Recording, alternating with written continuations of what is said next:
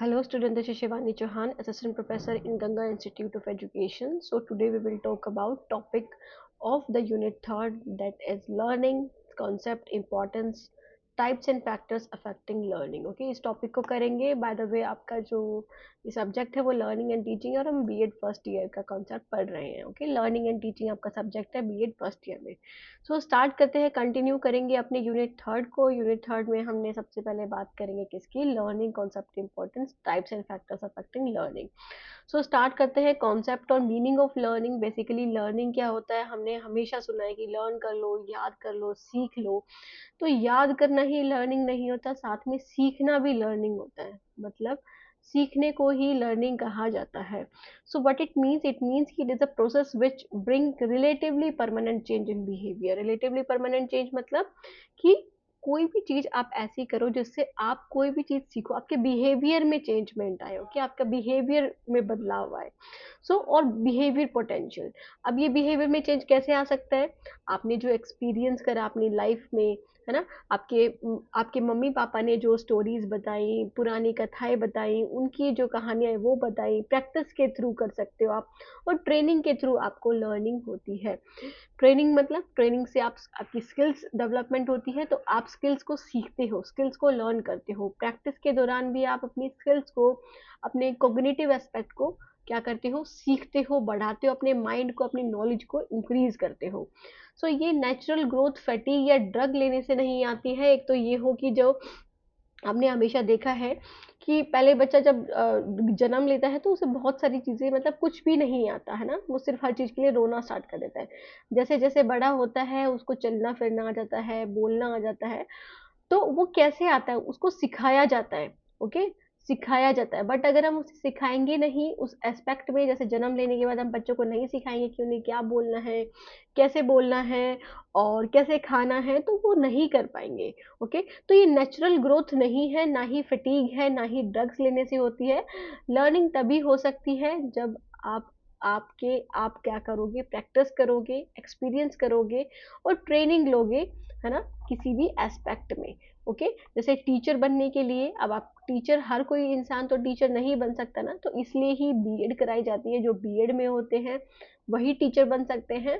So basically teacher के लिए क्या चाहिए उन्हें, टीचर के लिए उन्हें चाहिए experience, practice and training. Okay, so next is the main features क्या है लर्निंग के. So basically change in behaviour after learning something change, है ना. चेंज के बाद मतलब जब आप लर्निंग करते हो, जब आप कुछ सीखते हो, कुछ ना कुछ चेंजमेंट तो आता ही है. जैसे इस इमेज के थ्रू आप देख सकते हो कि पहले जो बच्चा है उसको साइकिल चलाना उसके पापा सिखा रहे हैं, उसे सिखा रहे हैं, उसे लर्न करा रहे हैं, उसे टीच कर रहे हैं. वो आप क्या कर रहे हो, सीख रहे हो. ओके, तो जब उसने प्रैक्टिस करी, by the way from the practice, है ना, फिर उसको क्या हुआ, उसको लर्निंग हो गई, उसे साइकिल चलाना आ गया. तो बेसिकली चेंजमेंट हुआ ना, चेंजमेंट हुआ ना आपके बिहेवियर में, या फिर कुछ ना कुछ चेंज हुआ ना कि अब आपको साइकिल आ गई. तो यही क्या है, यही है लर्निंग. सो यहाँ पर आपको यू नो मोर कि जो आज आपको नहीं पता था वो चीज़ आपके अंदर डेवलप होती है, आपकी नॉलेज इंक्रीज होती है लर्निंग से. आप बहुत सारी चीज़ें करने लगते हो. अगर आप जैसे फॉर एग्जांपल कि आपको नहीं पता कि साइकिल कैसे चलानी है और आपको सिखाया जाता है तो आप सीखते हो. आफ्टर दैट आपको वो आ जाती है, आपकी स्किल डेवलप होती है. ओके, आप कुछ फील करते हो, अलग सोचते हो because of the learning. Okay.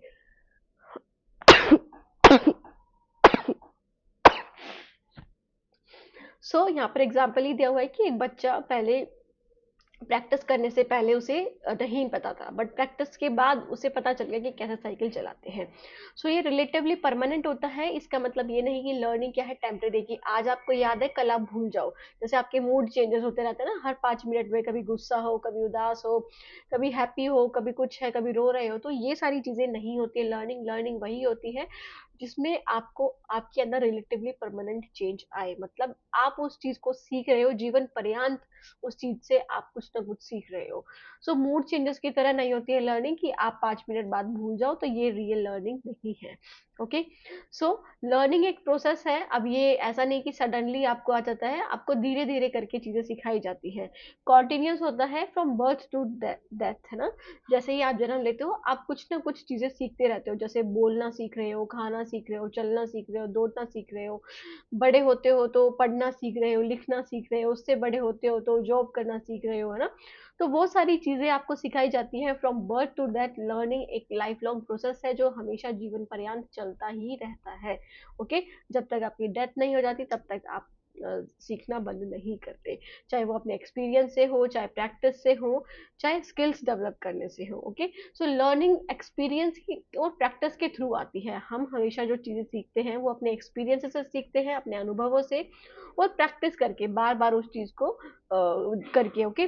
So we learn by doing activities, activities और एक्सपेरिमेंट्स के जरिए सीखते हैं, ऑब्जर्विंग अदर्स, दूसरों को ऑब्जर्व करके सीखते हैं, और साथ ही साथ लिसनिंग, रीडिंग और रिफ्लेक्ट करके। ओके। मतलब आप क्या करते हो, चिंतन करते हो, आप रीड करके सीखते हो, लिसन आप सुनते हो, जो चीजें सुनते हो तो इसका मतलब ये है ना कि आपने कुछ सीखा है वहां से। जैसे मैं अब आपको पढ़ा रही हूँ तो आपको पता चल रहा है कि लर्निंग होता क्या है। लर्निंग का मतलब ये नहीं कि आपने बस इस 5 मिनट वीडियो देख ली और अपने जब आपका जो एग्जाम आया उस तक आपने याद किया फिर भूल गए, तो वो लर्निंग नहीं। लर्निंग का मतलब है जब आपके अंदर कोई ना कोई चेंज आए, इसको सीख करके, इसको सुन करके। ओके। तो अगर आप रिपीटेड प्रैक्टिस करोगे तो लर्निंग और भी ज़्यादा बढ़ती है। जैसे आज आपने ये पढ़ा, उसके बाद आप एग्जाम्स तक इसको बार बार देखोगे, नोट्स बनाओगे, तो उससे आपकी लर्निंग, उसके उससे जो आपका सीखने की प्रक्रिया है वो क्या होगी, स्ट्रेंथन होगी, वो बढ़ेगी। ओके। सो लर्निंग एक पर्पसफुल और गोल ओरिएंटेड होता है। पर्पसफुल और गोल ओरिएंटेड है because we learn, because we have some need. अब हम कोई ना कोई चीज, जैसे अब हम सीख रहे हैं यहाँ पे, अब आप सीख रहे हो यहाँ पर क्या, बीएड के लिए एग्जाम पास करने के लिए। आपका क्या मेन एम है कि आपको बीएड का एग्जाम पास करना है, इसलिए आप लर्निंग एंड टीचिंग सब्जेक्ट पढ़ रहे हो, आप सीख रहे हो इस चीज के बारे में, है ना। तो कोई ना कोई पर्पस होता है, या फिर कोई जॉब लेने के लिए, या फिर बातचीत करने के लिए हमें कुछ ना कुछ सीखना होता है। तो हमारे कुछ गोल्स होते हैं सीखने के लिए। ओके। जब हम कुछ सीखते हैं तो इसका मतलब हमें कुछ चाहिए, हमारी कुछ नीड्स है, डिमांड्स है। ओके। सो ये नेक्स्ट इज लर्निंग एक एक्टिव प्रोसेस है। लर्निंग का मतलब ये नहीं कि सिर्फ सामने वाला बोलता जाए आप कुछ ना बोलो। तो लर्निंग एक पैसिव और एम्प्टी नहीं है। लर्निंग मतलब कि जब इंसान अपनी नॉलेज का निर्माण खुद करेगा, इट मीन्स कि खुद करके भी देखेगा। ओके। इंटरेक्ट करेगा एनवायरमेंट के साथ, टीचर्स के साथ, पीयर ग्रुप मतलब उनके दोस्तों के साथ, बुक्स के साथ और मीडिया के साथ। ओके। तो यही क्या है, लर्निंग है। सोसाइटी के साथ जब इंटरेक्ट करना सीखेगा, बातचीत करेगा, कम्युनिकेट करेगा, सीखेगा कुछ। सिर्फ ये नहीं कि आपको जिसने बता दिया कि ये ऐसे करना है और आपने वो करके भी नहीं देखा, तो वो लर्निंग नहीं है। लर्निंग एक एक्टिव प्रोसेस है जहाँ पर दोनों ही अपनी नॉलेज का निर्माण करते हैं, लर्नर अपनी नॉलेज का निर्माण करते हैं इंटरेक्ट करके। सो हर चेंजेस को हम लर्निंग नहीं बोल सकते। जैसे कि मैचुरेशन के थ्रू जो चेंजेस आते हैं बॉडी में, है ना, आपकी हाइट इंक्रीज होना, तो वो लर्निंग नहीं हो सकती। वो baby starting to walk as muscles develop, कि बच्चा जब चलने लग जाता है तो मसल्स उसकी डेवलप होती है, इसलिए। तो इसका मतलब ये नहीं कि वो लर्न कर रहा है। या फिर इलनेस की वजह से, ड्रग्स की वजह से, या फिर थकावट की वजह से जो चेंजेस है वो भी नहीं होता है लर्निंग, और ना ही do not count as learning. तो ये सारी चीजें क्या है, ये लर्निंग नहीं हो सकती है। हर चीज जो आपके अंदर अलग हो रही है, आपका बिहेवियर चेंज हो रहा है, तो सब कुछ लर्निंग नहीं हो सकती है। Okay. So next is the importance of learning. So for individual, अब यहाँ पे इम्पोर्टेंस को कन्वर्ट या फिर बांट दिया गया है। For individual, for schools and teachers and for society and nation. So basically for the individual क्या है, adjustment with environment, help a person adjust to family, school, work place और सोसाइटी। सो बेसिकली इंडिविजुअल के लिए क्या importance है learning की, कि ये हमें एडजस्ट करना सिखाती है हमारी फैमिली में, हमारे स्कूल में, जहाँ पर हम काम कर रहे हैं, हमारा जो समाज है उसमें। क्योंकि हम क्या सीखते हैं यहाँ से, नॉर्म सीखते हैं, मानदंड सीखते हैं, मूल्य सीखते हैं, कुछ हमारे जो रोल्स होते हैं उसको निभाते हैं, रिस्पॉन्सिबिलिटीज निभाते हैं ना, ताकि हम सोसाइटी में फिट बैठ सके, ताकि हम सोसाइटी से कुछ सीखें और सोसाइटी हमें कुछ सिखाए। Sorry. For personal growth and development, तो खुद की ग्रोथ एंड डेवलपमेंट के लिए भी, लाइक डेवलपमेंट ऑफ इंटेलिजेंस, कि आपको इंटेलिजेंस अपनी बढ़ानी है, आपको अपनी एबिलिटी, क्षमता बढ़ानी है, क्रिएटिविटी बढ़ानी है, रचनात्मकता बढ़ानी है, एटीट्यूड और वैल्यूज आपके अंदर डेवलप करनी है। तो ये भी क्या है, इस इसमें भी इंडिविजुअल पर्पस है। सो इससे कॉन्फिडेंस बिल्ड होता है और सेल्फ कॉन्सेप्ट बिल्ड होता है, how I C my self, कि मैं कैसे मुझको देख रहा हूँ, कैसे मैं अपने आप को आज इस, जैसे मैं अगर हम मेरी बात करूँ तो आई एम असिस्टेंट प्रोफेसर, तो मतलब मैं देख रही हूँ कि मैंने कुछ सीखा है तभी तो मैं इस पोजीशन पे आई हूँ ना। तो खुद के लिए, खुद की पर्सनल ग्रोथ और डेवलपमेंट के लिए भी लर्निंग की जाती है। एक्विजिशन ऑफ स्किल्स मतलब एकेडमिक स्किल्स, लाइफ स्किल्स और वोकेशनल स्किल्स। तो एकेडमिक क्या है, जैसे कि आप रीडिंग, राइटिंग और अरिथमेटिक के लिए, जैसे मैथ्स की प्रॉब्लम सॉल्व करने के लिए सीखते हो, लिखने के लिए, रीड करने के लिए सीखते हो, लाइफ स्किल्स सीखते हो आप, है ना, कम्युनिकेशन, बात करने के लिए, बातचीत करने के लिए, डिसीजन कैसे लेने हैं आपको, प्रॉब्लम सॉल्विंग के लिए, या फिर इमोशनल कंट्रोल के लिए कि कैसे आपको खुद को कंट्रोल करना है, अपने इमोशंस को इन द डिफरेंट सिचुएशन। और अब आप जब वोकेशनल ट्रेनिंग में या वोकेशनल स्किल्स, जैसे कि आपको टीचर बनना है, आपको लॉयर बनना है, तो वहां पर भी आप कुछ स्किल्स एक्वायर करते हो। तो यहाँ पर लर्निंग की बहुत ज़्यादा इंपॉर्टेंस होती है। बिहेवियर मॉडिफिकेशन, सो लर्निंग के थ्रू हमारे जो अनडिजायरेबल बिहेवियर है, जो गलत चीज़ें हैं, वो कम हो जाती हैं। जब हम सीखते हैं, जब हम कोई चीज़ अच्छी सीखते हैं, तो इट मीन्स कि हमारी जो अनडिजायरेबल बिहेवियर, मतलब जो हम ड्रग्स वगैरह लेते हैं या फिर कोई भी इंसान या फिर जो गंदा बोलता है, वो सारी चीज़ें कम हो जाती हैं, रिड्यूस हो जाती हैं। और जो डिजायरेबल बिहेवियर है, जो हम चाहते हैं, जैसे कि दूसरों की हेल्प करना, रिस्पेक्ट करना, है ना, ऑनेस्टी दिखाना, कोऑपरेशन, डिसिप्लिन दिखाना, तो ये बढ़ जाती है, स्ट्रेंथन हो जाते हैं, ये बढ़ जाते हैं। So preparation for future life, so basically learning क्या है, प्रिपरेशन फॉर फ्यूचर लाइफ है कि लर्नर प्रिपेयर करते हैं, लर्निंग प्रिपेयर करते हैं इंडिविजुअल को उनके हायर एजुकेशन के लिए, उनके करियर के लिए, फैमिली लाइफ के लिए, ताकि वो अच्छा कमा सके, है ना, और अपनी रोजी रोटी चला सके। रिस्पॉन्सिबल सिटीजनशिप बनने के लिए भी आप सारी चीजें सीखते हो, या हम सारी चीजें सीखते हैं। So for schools and teachers की बात करें तो बेसिस ऑफ करिकुलम, तो लर्निंग क्यों इंपॉर्टेंस है स्कूल्स और टीचर्स के लिए, तो करिकुलम का बहुत बड़ा बेसिस है। चाहे लाइक करिकुलम, जैसे आप बोल सकते हो, आपका जो सिलेबस है या फिर जो भी आप अपनी स्कूल लाइफ में सीखते हो, ये डिजाइन करा जाता है according to what learner should learn at each stage. अब हर क्लास में आप देखोगे कि आपका सिलेबस अलग है, आपकी लर्निंग की प्रक्रियाएं अलग हैं, या फिर जो चीजें आप सीख रहे हो वो सारी प्रक्रियाएं अलग हैं। सो बेसिकली करिकुलम बताता ही क्या है कि आपको किस स्टेज में क्या सीखना है, कितना सीखना है।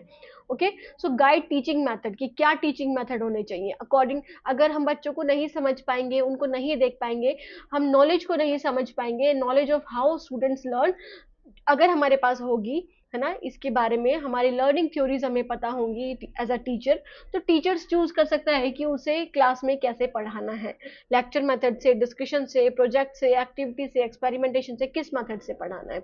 ओके, सो इवेल्युएशन इंप्रूव करने में भी हेल्प करती है, मतलब मूल्यांकन करने में भी, कि आप जो लर्निंग आउटकम्स है, जो आपने बच्चों को सिखा दिया, वो कैसे असेस करोगे, उनका कैसे मूल्यांकन करोगे, और किस चीज का मूल्यांकन करना है आपको, उनका कॉग्निटिव एस्पेक्ट को, मतलब उनकी उनकी नॉलेज को, उनके स्किल्स को, या फिर उनके एटीट्यूड को, किसको मेजर करना है आपको। ओके, तो ये टीचर्स को हेल्प करती है कि जो भी लर्निंग डिफिकल्टीज बच्चे के अंदर है उसको डायग्नोज कर सके, है ना, मतलब उसको वो क्या कर सके कि जो भी प्रॉब्लम्स है उसको उसको वो फेस, मतलब वो देख सके, और फिर उसके बाद हेल्प कर सके बच्चों की। ओके, और रेमेडियल टीचिंग प्रोवाइड करे, मतलब कि बच्चों को ऐसी टीचिंग प्रोवाइड करे जिसकी वजह से जिस जिस भी टॉपिक में बच्चों को प्रॉब्लम है, तो बच्चे देख सके, बच्चे उसको समझ सके, और टीचर उनको दोबारा से क्लास में रिपीट कर सके, समझा सके उनको एक्स्ट्रा क्लासेस में भी।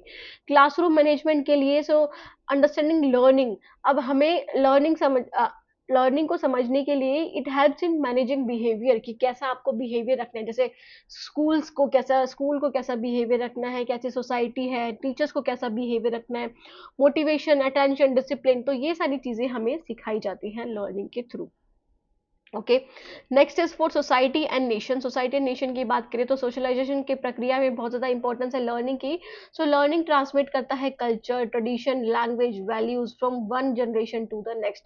तो जो हम चीज़ें सीखते हैं, जो कल्चर है हमारा, जो हमारे रीति रिवाज है, हमारी भाषा है, हमारे वैल्यूज है, वो हम कैसे सीखते हैं, एक जनरेशन से दूसरी जनरेशन पे। हमें नहीं पता कि हमारे बड़े बूढ़े कैसे थे, बट हमारे जो दादा दादी, हमारे जो मम्मी पापा है, वो हमें बताते हैं कि तब कैसे रूल्स थे, तब क्या ट्रेडिशन था, कस्टम्स क्या थे, रीति रिवाज क्या थे, है ना। जैसे आपने सुना होगा, अपने पेरेंट्स को बोलते हो कि हमारे जमाने में तो ऐसा नहीं था, ये था हमारे जमाने में, वो था। तो बेसिकली सोशलाइजेशन की प्रक्रिया में भी लर्निंग हेल्प करती है, लर्निंग के थ्रू ही हम सीख पाते हैं। सो इकोनॉमिक डेवलपमेंट में भी कैसे आप एडुकेटेड पर्सन बनाओगे बच्चों को, है ना, और स्किल्ड सिटीजन बनाओगे, जिससे कि प्रोडक्टिविटी बढ़ेगी नेशन की, वो नई चीजों का निर्माण करेंगे और फिर it will leads to the economic growth, है ना। इससे हमारी जो कंट्री है वो एक, आप बोल सकते हो कि उसकी जो ग्रोथ है वो जल्दी होगी और वो बहुत बढ़ेगी भी।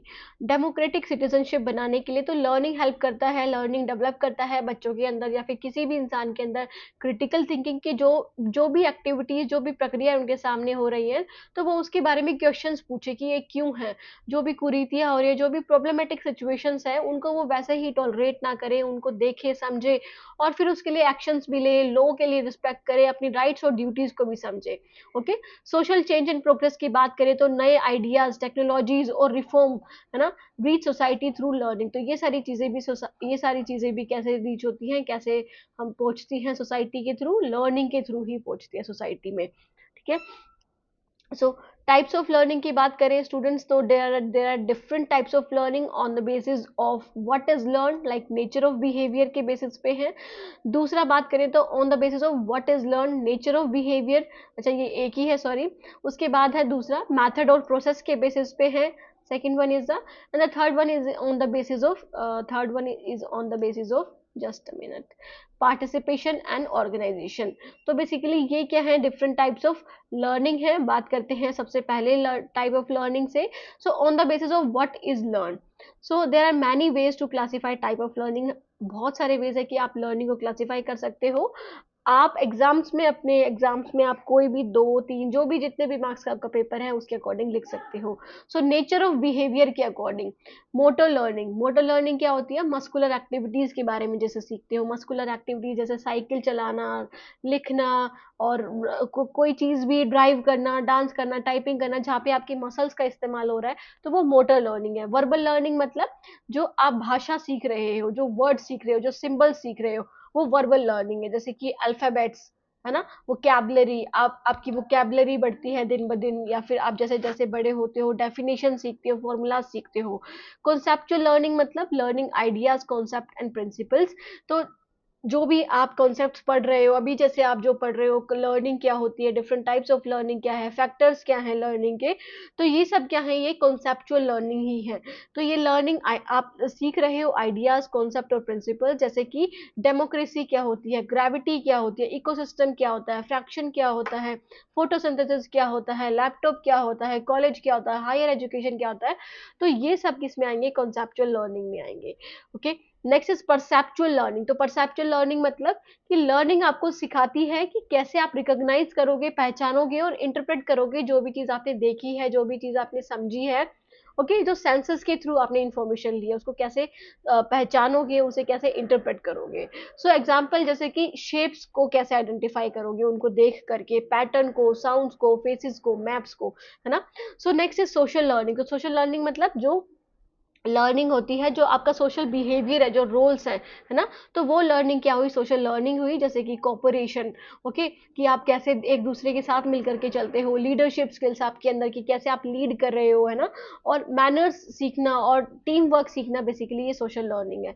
इमोशनल लर्निंग क्या है, is learning to understand and manage emotions, कि आप डिफरेंट सिचुएशन में कैसे अपने इमोशंस को मैनेज करना सीख रहे हो और समझ भी रहे हो कि मैं अगर इस सिचुएशन में हूँ तो मुझे क्या इस सिचुएशन में रिएक्ट करना चाहिए। ओके, जैसे कि अपने एंगर पे कंट्रोल करना, फियर, ओवरकमिंग फियर, जैसे आपको डर लग रहा है तो उसके लिए आप कुछ फैसले लोगे, आप उस चीज को कम करने की कोशिश करोगे। एम्पैथी डेवलप करना दूसरों के प्रति, है ना, दूसरे के दुख को अपना दुख समझना, सद्भावना दिखाना, बेसिकली। तो ये था टाइप्स ऑफ लर्निंग में कौन सा, व्हाट इज लर्न के बेसिस पे, मतलब नेचर ऑफ बिहेवियर के बेसिस पे। सेकंड हम आ जाते हैं मेथड और प्रोसेस के बेसिस पे। तो first is trial and error learning. Trial and error learning मतलब त्रुटियां कर करके जब आप सीखते हो, बार बार जब आप प्रैक्टिस करके त्रुटि करते हो, फिर उसके थ्रू सीखते हो। जैसे कि यहाँ पर एक इमेजेस के थ्रू बताया गया है कि बच्चा बार बार की लगा रहा है, ओके, लोक में, ठीक है। तो उसने जैसे कर लगाया तो एक बार नहीं हुआ, दूसरी बार नहीं हुआ, तीसरी बार नहीं हुआ, तो जितनी वो प्रैक्टिस करेगा, जितने बार वो ट्राई करेगा, फिर कभी ना कभी तो वो करेक्ट वन को फाइंड कर ही लेगा। ओके, तो मतलब एक करेक्ट की कौन सी है, तो बेसिकली आप लर्नर ट्राई करता है मैनी रिस्पॉन्सेज और रॉन्ग आंसर वन को एलिमिनेट कर देता है और जो राइट वन है उसको सेलेक्ट कर लेता है। तो ये है trial and error learning. Conditioning में टू टाइप की कंडीशनिंग आ जाती है।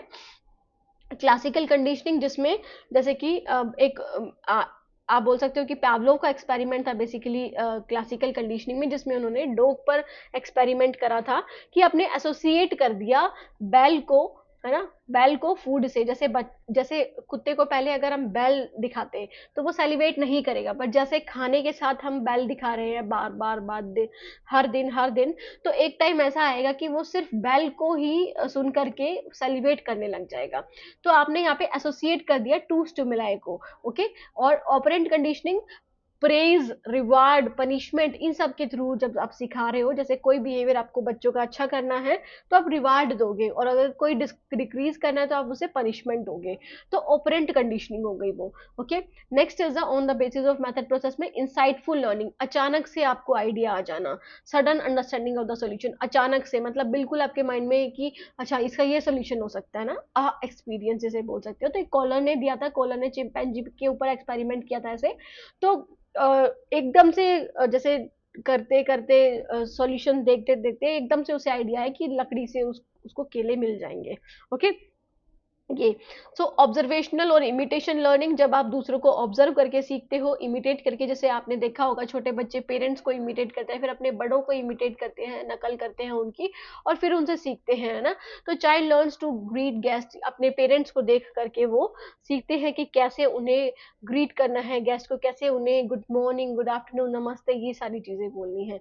सो रोट लर्निंग क्या है? Mechanical learning by repetition without understanding. अब रोट लर्निंग क्या होती है? सिर्फ आप रट्टा मार रहे हो, आप समझ नहीं रहे हो कि लिखा क्या है क्या नहीं लिखा, जैसे जो एग्जाम पास करने के लिए करे जाते हैं, या फिर जैसे एक पोयम को मेमोराइज करना होता है बच्चों को, या फिर फॉर्मूला समझना होता है कि ये क्यों आया, क्यों डराइव हुआ, कैसे डराइव हुआ, उसको बिना समझे आप सिर्फ याद कर रहे हो, जैसे आप टेबल्स याद करते हो। तो ये सब क्या है? ये है रोट लर्निंग।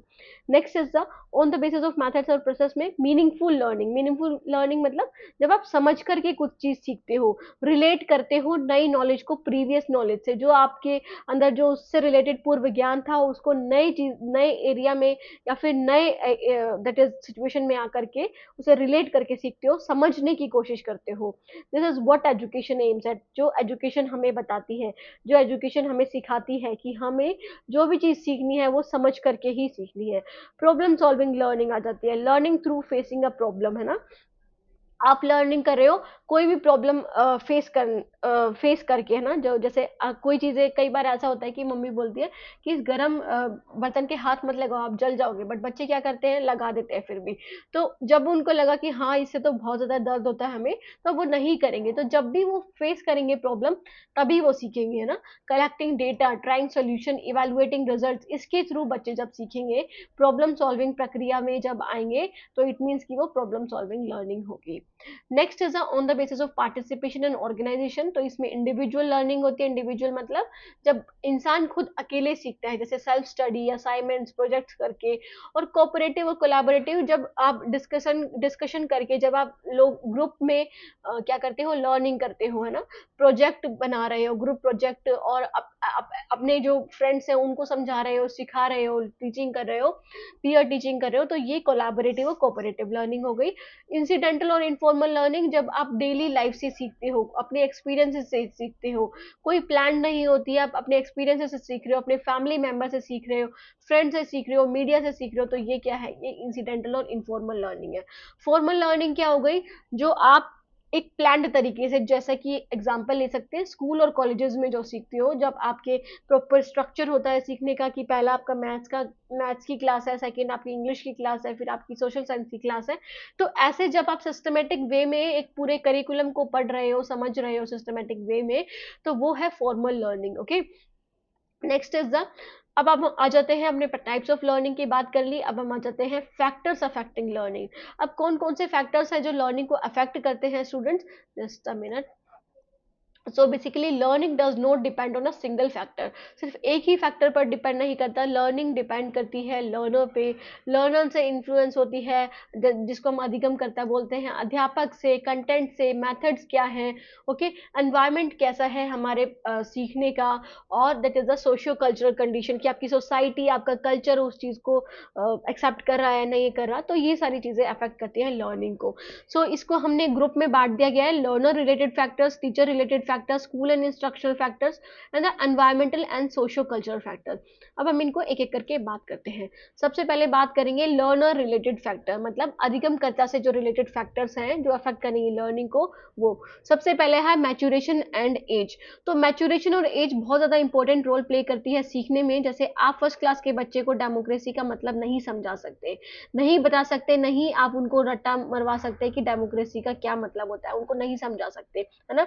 तो सबसे पहले जब हम देखते हैं बच्चों की जो क्लासेस होती हैं वो प्ले वे मेथड से कराई जाती हैं, उनको खेल-खेल में चीज़ें सिखाई जाती हैं, फिर उनकी बुक्स थोड़ी और भी ज़्यादा आप बोल सकते हो कॉम्प्लेक्स कर दी जाती है बाय द एज, है ना? By the development of as.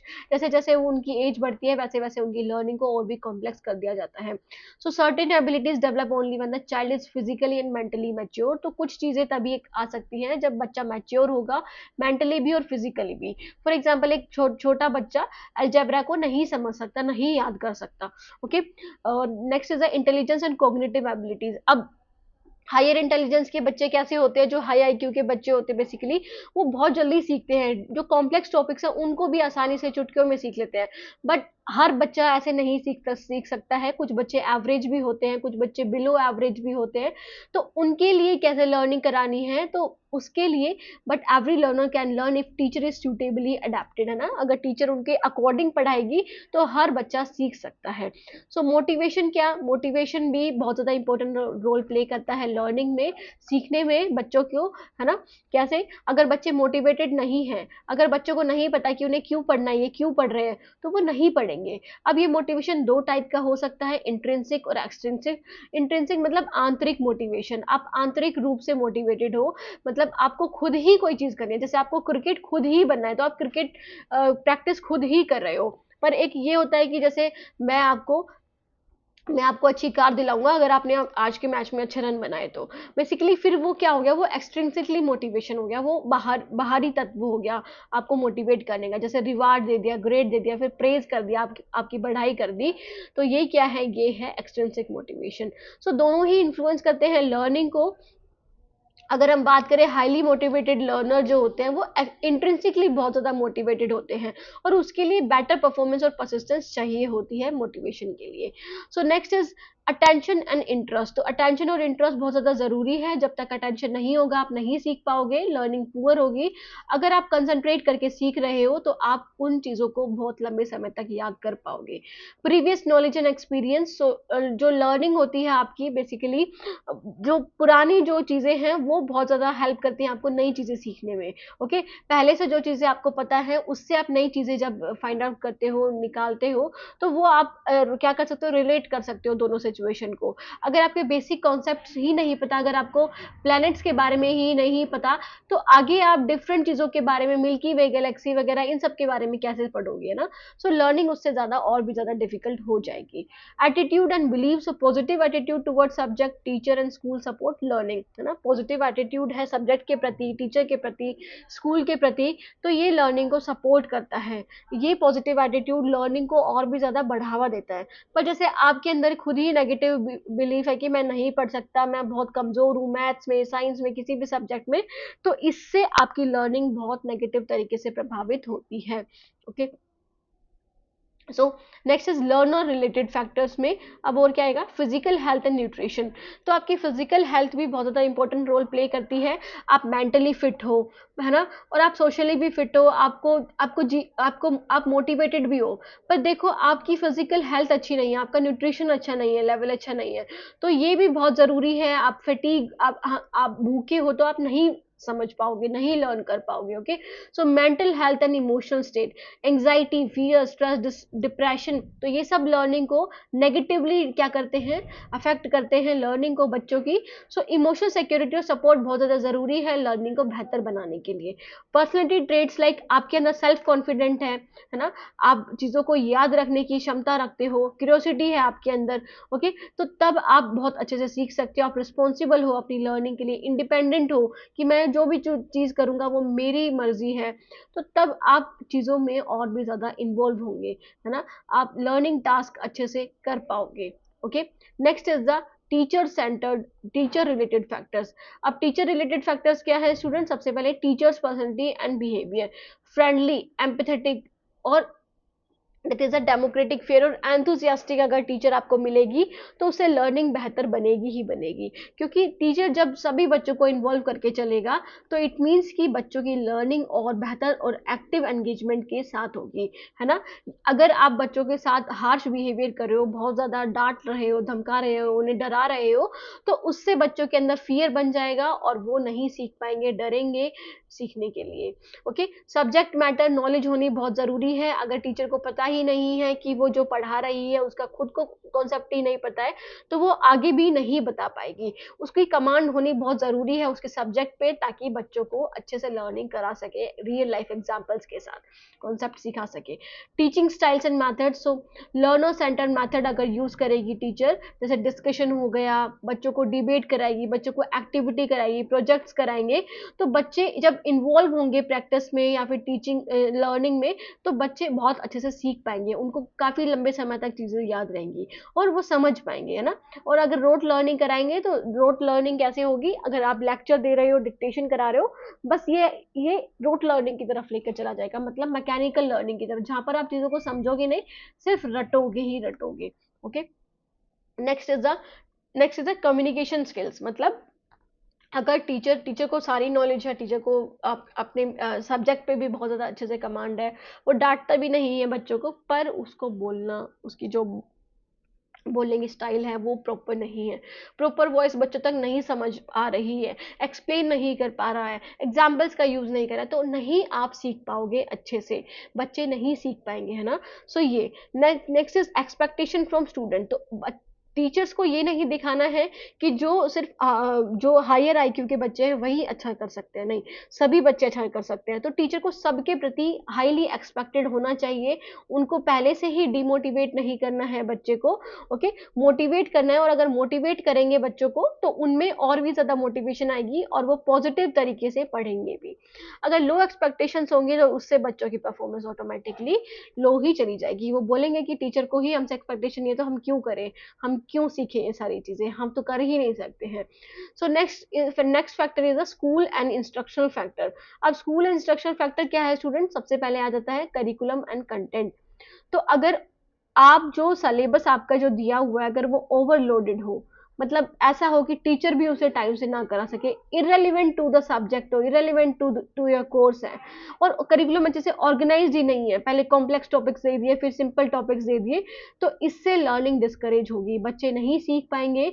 और कंटेंट को एज अप्रोप्रिएट रखना, कि जितने साल के बच्चों के लिए, जैसे आप 7 ईयर के बच्चों को सिखा रहे हो, तो उनके अकॉर्डिंग ही करिकुलम में आपके जो जो भी टॉपिक्स हैं वही होने चाहिए, मीनिंगफुल और लॉजिकली सीक्वेंस्ड होने चाहिए। Next is teaching learning material.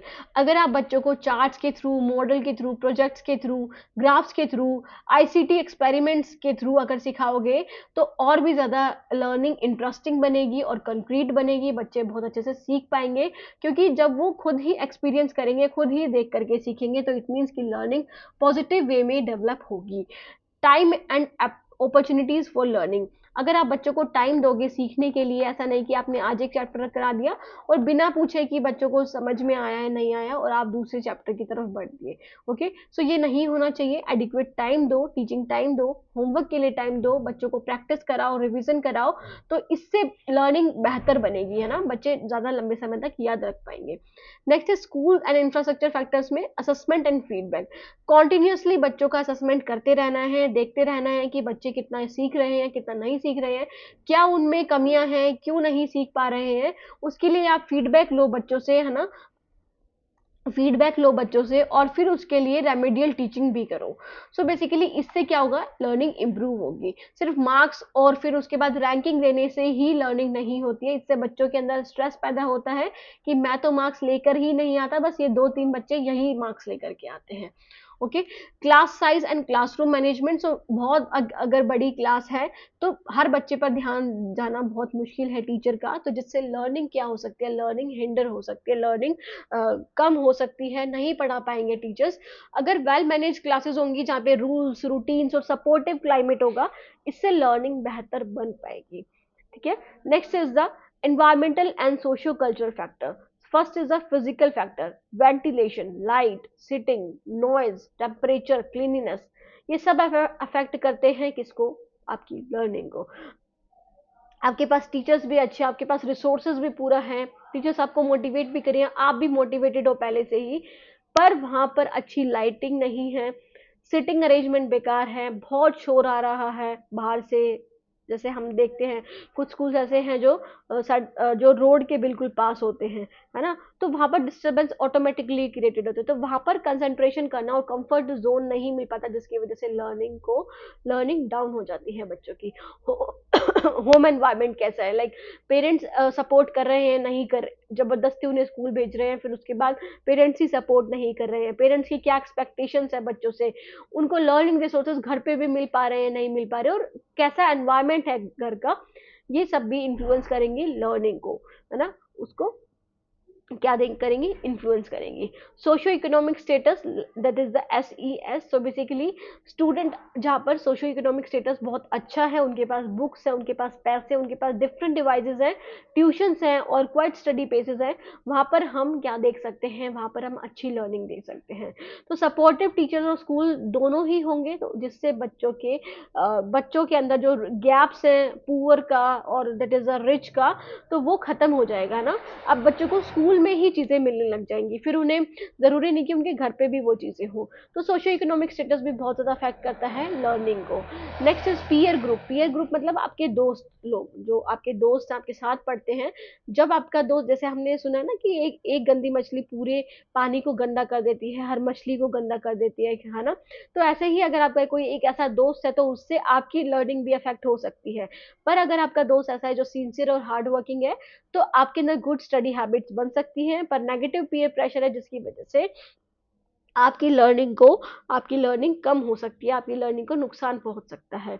So culture and language, अगर स्कूल में if school language and home language different है, बहुत ज़्यादा डिफरेंट है, कि आप घर में तो कुछ हिंदी बोलते हो, स्कूल में आपको इंग्लिश बोली जा रही है, तो आप नहीं सीख पाओगे अच्छे से, आपको समझ नहीं आएगा चीज़ों के बारे में। सो जहाँ पर कल्चरली रिस्पॉन्सिव टीचिंग होगी, जहाँ पर हर कल्चर के बारे में ध्यान रखा जाएगा, हर लैंग्वेज के बारे में ध्यान रखा जाएगा, वहाँ पर बच्चे अच्छे से सीख पाएंगे। Next is media and technology. So positive use अगर आप मीडिया का करोगे, जैसे कि एजुकेशन वीडियोस हमें देखने को मिलती हैं डिफरेंट प्लेटफॉर्म पे, ई रिसोर्सेज का, जिससे आपकी लर्निंग सपोर्ट होगी, जिससे आपकी लर्निंग को सपोर्ट मिलेगी, है ना। एक्सेसिव सोशल मीडिया, जैसे कि आप बहुत ही ज्यादा बस चिपके ही रहते हो, रील स्क्रॉल करते हो, गेम देखते रहते हो, तो जिससे आपकी स्टडी से आप डिस्ट्रैक्टेड हो जाओगे, नहीं सीख पाओगे चीजों को, ना ही नई चीजें याद कर पाओगे। Okay, next is a peer group. अच्छा, ये हम कर चुके हैं स्टूडेंट, तो यही थे स्टूडेंट्स हमारे, बेसिकली ये जो टॉपिक है यहीं पे खत्म होता है। कोई भी डाउट है तो आप पूछ सकते हैं, बाकी चैनल को सब्सक्राइब करना ना भूलेगा, और मिलते हैं नेक्स्ट वीडियो में, तब तक के लिए take care, bye, have a nice day.